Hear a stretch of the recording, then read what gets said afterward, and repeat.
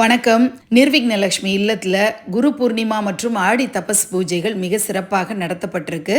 மகாபாரதத்தை அருளி செய்த வியாச பகவானுடைய அவதார தினமே குரு பூர்ணிமாவாக அனுஷ்டிக்கப்படுது. நம்ம வாழ்க்கையில் யாரெல்லாம் நமக்கு பாடமும் படிப்பினைகளும் கற்றுக் கொடுத்தார்களோ, கொடுக்கிறார்களோ, கொடுக்க போகிறார்களோ அவர்கள் அத்தனை பேரையும் குருமார்களாக நினைத்து நம்ம மானசீகமாக தொழக்கூடிய ஒரு நன்னாளாக இந்த நாள் அமைஞ்சிருக்கு.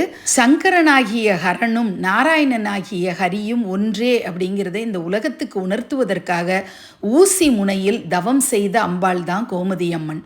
சங்கரநாராயணரோடு இணைந்திருக்கக்கூடிய கோமதி அம்மனுக்கு இன்று சிறப்பு வழிபாடு செய்யப்பட்டிருக்கு. ஆடி தபஸ் நாள் மிக சிறப்பாக சங்கரன் கோயிலில் உற்சவங்கள் நடக்கக்கூடிய நாளாக இருக்கு. தவம் செய்து சிவபெருமானை அடைந்த காமாட்சி அம்பாளுக்கும் இன்னைக்கு சிறப்பு பூஜைகள் நடத்தப்பட்டிருக்கு. நலமும் வளமும் எல்லோருக்கும் கிடைக்க என்னுடைய மனமார்ந்த பிரார்த்தனைகள்.